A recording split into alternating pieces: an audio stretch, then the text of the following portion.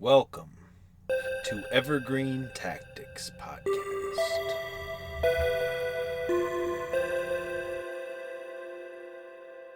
Thank you so much for being here today. Today we're going to be talking about time management. And with quarantine going on and everything being weird, what better time than to really get time management minds on track, all right? Because, it's just kind of like days are blurring together and schedules are all out of whack and habits are all weird. This is a very good time to stop bad habits, though. I just want to put that out there. But let's talk about time management. I have read all the books on time management, listened to all the YouTube videos, all the podcasts, and they all say the same things that in reality seem different. Let's just talk about the things that really matter when it comes to time management, okay? Number one is going to be pre-game, right? You got to plan your day before your day. Even plan your week before your week, your month before your month, and your year before your year, Having a long-term goal is incredible. But if it's too long in advance, I find that it's just a little unrealistic. I try and break down my time management into a 12-week year, okay? So I set my goals for the next 12 weeks, and then I just crush it. But the best way to really utilize our time the very best is to make progress every single day. At least try to. There's no reason to beat yourself up if you can't be perfect at time management. There is a quote I would like to read. The quote is from Plato. He says, "Never discourage anyone who continually makes progress, no matter how slow." I think that is so true. You can't count anyone out as long as they are making progress. Even if it's slow progress, they will get there one way or another. Or they're at least getting closer to their goals, right? Progress is the real name of the game, okay? The things we have to think about when we're dealing with time management is even if we planned everything so perfectly, right, down to the minute, and we tried to execute it, we only have a certain finite amount of willpower, okay? A lot of people think they can do so much more than they actually can do. Even with computer stuff, not physical labor, just staring at that screen endlessly on end can really mind numb you to the point where it's I was going to get all this stuff done today. And then you're an hour in and you're just boop, can't think, can't focus. Everything is just off. So you have to plan ahead of time, what you're going to do. But I only pick 3 major things, okay? I break down my days into achieving just 3 major progressive goals, okay? And then there's everything else that goes around it, It's whatever is most important to me in my life at that time, okay? It's not just about business. It's about, you could do relationships. It could be your weight. It could be breaking habits, and it can be about making money. If you're starting a business, if you work for yourself or you work for a boss or you have goals and deadlines and things like that. Before I go to sleep every night, I write down 3 things that I did well today. And then I write down 3 things that I'm going to do tomorrow. See, what happens is you shouldn't be measuring how far you have to go. You should be measuring how far you have come, okay? So every day you need to reward yourself for how far you've made it, how far you have come from the last time you checked in. And you should do this before bed and in the morning. In the morning, what I do is I wake up and I write 3 pages of whatever comes to mind, okay? But it usually is a list also, or just things that I'm going to accomplish during the day. I call these creative pages or morning pages. Morning pages is what they're called. And these morning pages really help me function, okay? I just take 30 minutes in the morning. I plan out all the things I'm going to do for the rest of the day. And then I plan out the 3 most important things, and then I figure out what the hardest thing I'm going to do is. And then I do that first. That's what Brian Tracy says. He says, if you have to eat a frog that day, do it first thing so that the rest of the day can be way better than eating that frog. And then if you have to eat 3 frogs in a day, be sure to eat the fat one first. Time management is all about really making progress, but you have to be realistic. when you're making those plans. So if you are going to, which I highly recommend, is get a calendar, an app, a piece of paper, a computer. You have to have something where you're planning so that you can really see things all laid out. My girlfriend is crazy about planners and putting stickers and making the whole week and then tracking the food that she ate and things like that. So that's her style. My style is just a piece of paper and notes, and then I also have a Google Calendar where I have phone calls scheduled and things like that. So I have a different formula. She has a different formula. You need to figure out whatever works for you. But it's so important that you don't waste any brain power on what you're going to be doing, okay? It's already hard enough to be doing the tasks, but if you have to think about, oh, what am I going to do next? You're using brain power to do that. You're using too much brain power to prioritize. That's why at the end of the day or in the morning or even sometimes at your lunch when you're fully energized, it's good to plan out tomorrow, plan out the week, plan out the month. And it doesn't have to be exact, but it should have a distinct path to what you're trying to accomplish. Let's just talk about the 7 key things for time management, or just time management tips, okay? Number 1 is going to be set your goals correctly, right? Don't waste your time on things that don't matter, right? That aren't moving the needle, that aren't making a dramatic change in your life, okay? When you're trying to figure out the best goal, that's when it's important to take some time to go on a walk, get true clarity on your goals. Even if they're long-term goals, if it's a long-term goal, all you have to do is set it and then work as hard as you can to make it happen sooner. And then you just try and get in a reasonable pace where you're constantly making progress, constantly going towards the correct goal. And there's so many opportunities out there. There's shiny object syndrome all the time. So when you're going to be picking the correct goal, it really has to be something that lights a fire under your ass. Something that you can wake up every day excited to work on. Something that you can talk about with people endlessly. It has to be something that is truly motivational for yourself and is going to keep you motivated for the long haul, because you're going to have stamina, okay, for anything you're going to do, anything that's worth anything. You have to have that stamina to do what needs to get done even when you don't want to do it. So that is the first time management tip, is set goals correctly. As long as the goal is something that you want so badly, that's going to make all the rest of your time management that much easier. Number 2 is prioritize wisely. This goes back to eat the frog first. Figure out the hardest thing you have to do. Whatever is the scariest, whatever is going to truly move the needle, but that you don't want to do, and then do that first thing, okay? Because if you lose your willpower, if you don't do it, it's going to end up slipping by the wayside. And it's just so much more powerful when we have the courage to fight for ourselves and to use our time as wisely as possible, because time is just so important.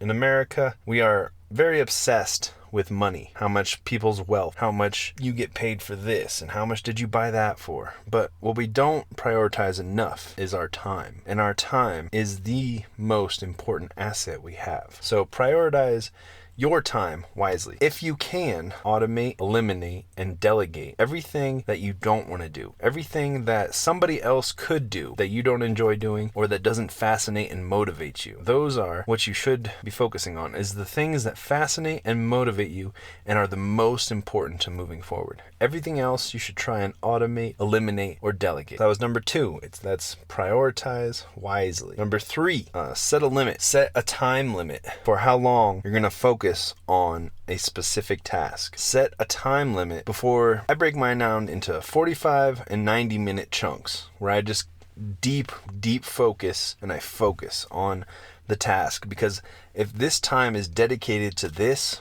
I'm going to try and bust it out as much as I possibly can. It's important that you don't completely burn yourself out, because your mind will go, you won't feel as good. You'll make poor choices later on in the day because your willpower will be so low. You put so much of your willpower into doing these things, but you didn't set a time limit.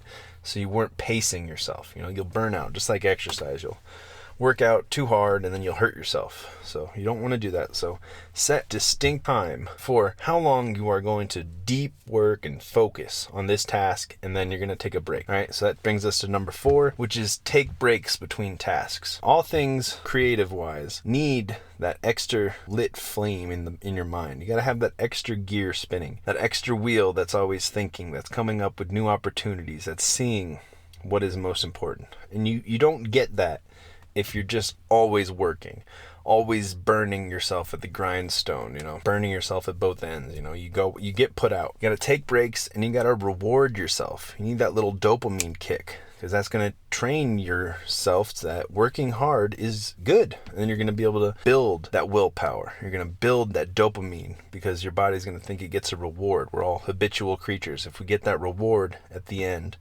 then we know that it was worth it, and we're not going to burn out as quickly, and we're going to feel more fulfilled whenever we make small steps and leaps and bounds. Okay, take breaks between tasks. Recommend meditating, doing yoga, going for walks. I like to walk my dog and meditate. So those are how I take breaks. Sometimes you got to watch something totally stupid and unrelated to what you've been focused on for so long. Find what works for you. Sometimes some good music.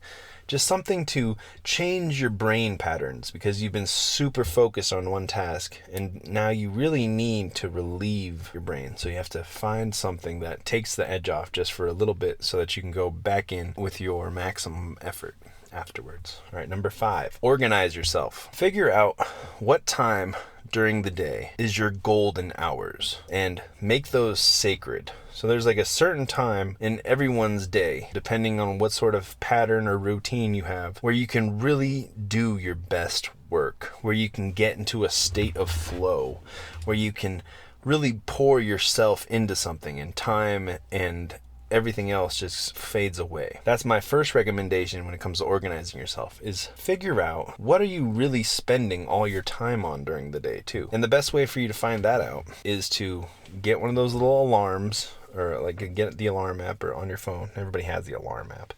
But set it for every 30 minutes. And do this for like 2 or 3 days. Every time the alarm goes off, or you can do every hour. Just make a little note that says what you did for the past hour, right? And then at the end of the day, look back over it and see what you did for the whole day with all your time. And then you can track how many hours you sleep at night. And you do this for like a full week, would be really good. After a couple days, you'll start to get a better picture. But if you do it for a full week, you'll really be able to organize yourself better. Because you're going to realize, oh man, I spent 2 hours on Facebook. That's a chunk of my life. I spent this much time getting groceries. Like maybe I can figure out how to order online, and things like that. But when it really comes down to organizing yourself, you'll have your necessity times where you have to do things that have to do with life. I recommend doing all of your home chores, laundry, grocery shopping, whatever else you do, on like 1 day per week, and you just knock it all out for the whole week, so you're not randomly getting hit that you need more food or need to do more laundry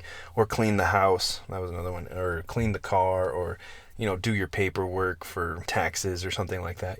Have 1 day devoted to that. That can be your 1 day to take care of your basic true necessities. Okay, you're going to have those every day, but if you just take 1 day a week to plan for the rest of the week, then you can really focus the rest of your week on your work, on the task at hand, on what you're trying to accomplish. When you're also organizing yourself, I said at the beginning, is you have those golden precious hours during the day, and you really need to find out when those are specifically for you. Some people wake up at like 4 a.m, they work until 9, and they just get so much done because it's so quiet, everyone's asleep, and they can just focus on their work. Other people, like me personally, I really get like some extra burn of energy from like 3 to 7. So I really block those hours out to really do some hardcore work. Whereas in the morning, I can usually get really focused right away, but I know that from like 3 till about 7 o'clock every day, I can just crank out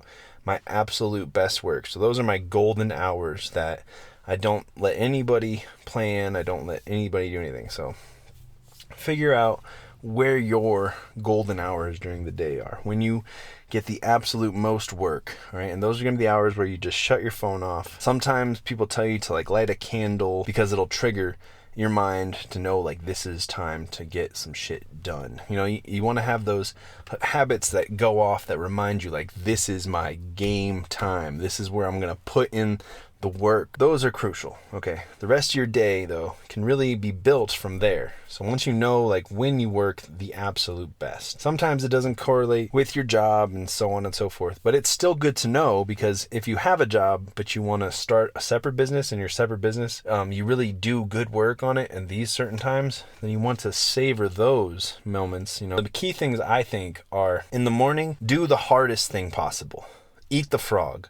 Get it out of the way. Then do your other similar tasks, and then focus on what really motivates you, what really is going to move the needle, and what you can really do your best work in your golden hours. So those are key to truly understanding yourself and understanding your time management. I wake up, right? I take 30 minutes. I do my morning pages where I'm talking about the things I'm going to get done for the day. And I just talk about things that are in my mind that I need to get out. And it's just, some people say that you can burn your morning pages. Like you write them and then you just throw them away and you make sure nobody sees them. But it's just good to get your deep thoughts out into the world. Okay. Then you eat the frog. You do your hardest task, right? While you still have the most energy, you're sharper in the morning. You schedule 45 to 90-minute chunks for the rest of the day up until your golden hours, your golden time, whenever that is for you. And those are your precious work hours where you can bust out, where you can work on your side business, where you just work on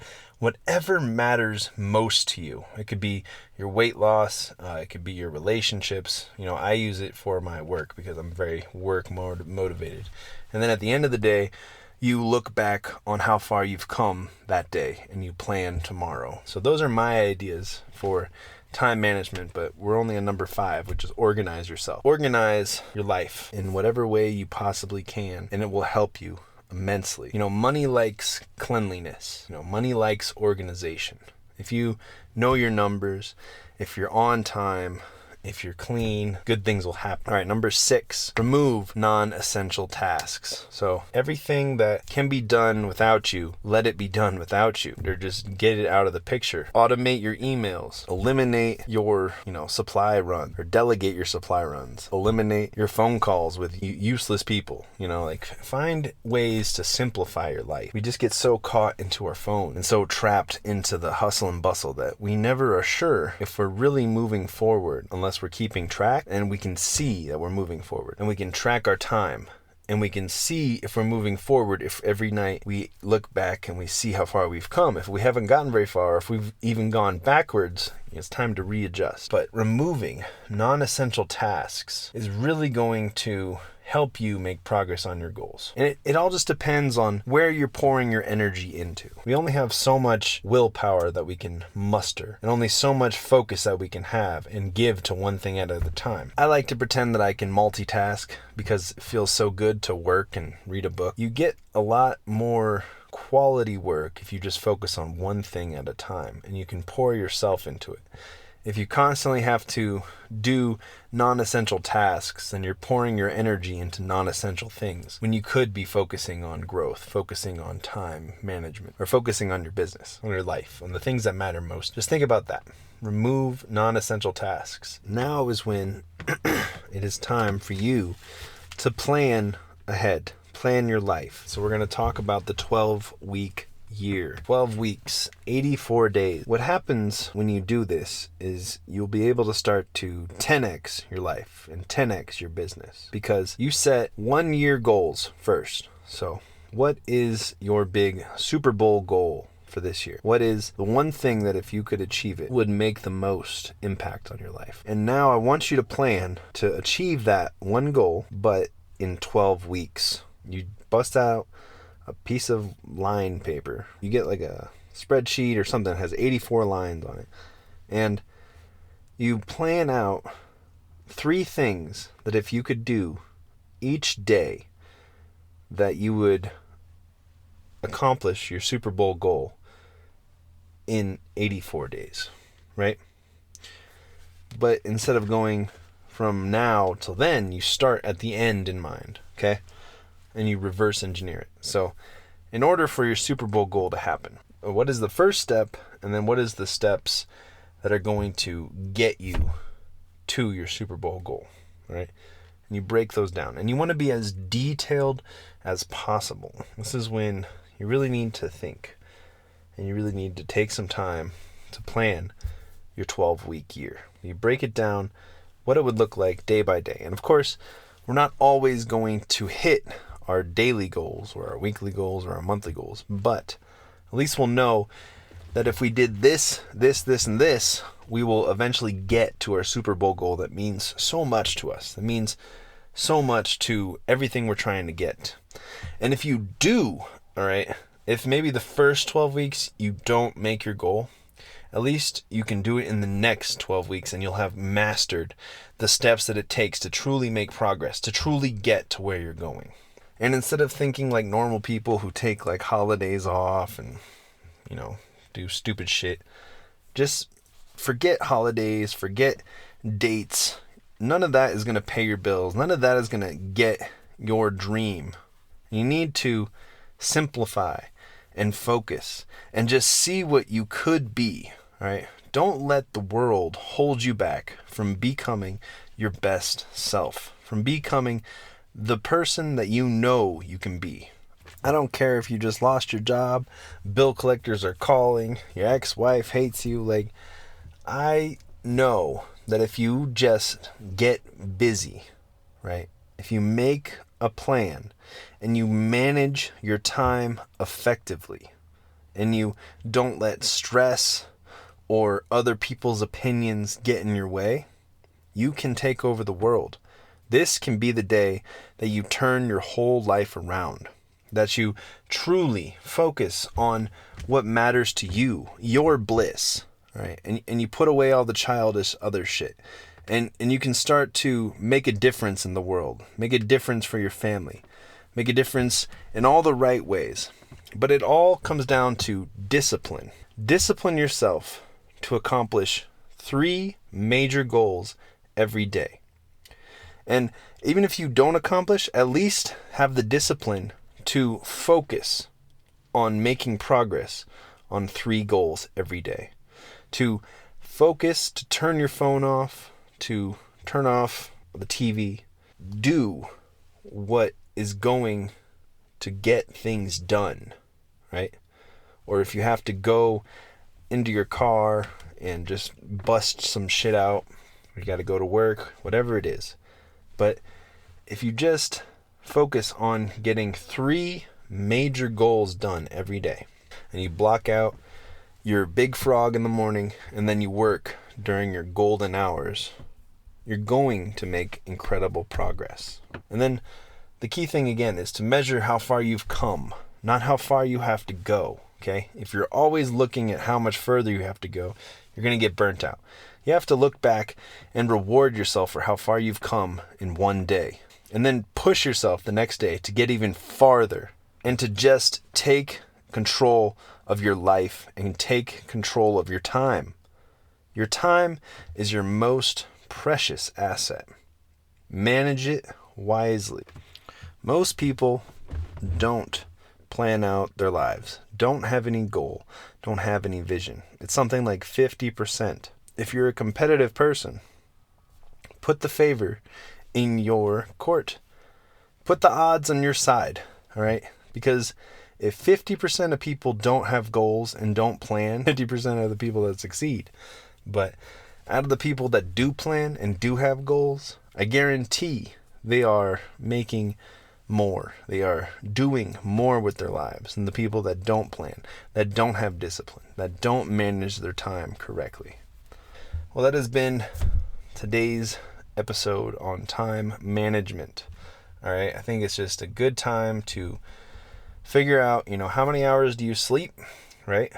And then plan the waking hours that you have and use them to the best of your ability. And have fun.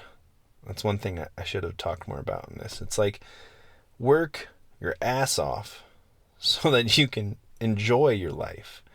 Not just so you can work more, but so that you can find your bliss. I'm a creative person, so I enjoy building businesses. That's my thing. Find your thing, okay? And then work your ass off and manage your time so that you can do the things you love. Spend time with the people you care about and get your health together, while making as much money as possible. That's what it's all about. But it really comes down to knowing yourself and knowing where you waste your time. Figure out how to track where your golden period is, where you get the most work done. And then also track when you get the least work done, when you're just a blob that can't do anything. And it's not your fault, but you just need to know that in those hours, maybe you should do less strenuous tasks.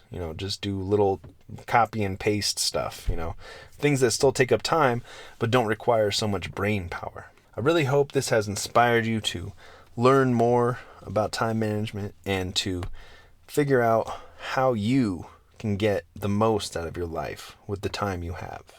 Love you guys. Check out evergreentactics.com. Still got the Pay What You Want podcast course. It will set you up on a road for success. I've also got some other really cool stuff happening, and I'm going to talk about that in the next episode, so be sure to tune in. All right, bye. Right now is the best time on earth to start a podcast. I have personally been working on this course for over a year to make sure that I deliver you the highest quality course possible for creating a podcast, launching a podcast, and monetizing a podcast. Right? We did a heavy focus on ways to build your audience. And that's what I went into this, because I realized that everybody has a message and people need to hear your message. So the most important thing for a podcaster is to be able to grow their audience and to know how to do it. And that's what I went into this course trying to figure out. Okay, how can I help people grow their podcast audience in the most efficient way possible? And what I discovered is going to blow your freaking mind. Okay? It has revolutionized my life and my podcasts and everybody that I've shared it with. Just how powerful this system to grow your podcast audience is. And I am so excited to finally bring it to the world. Go to evergreentactics.com and purchase the podcast promotion course.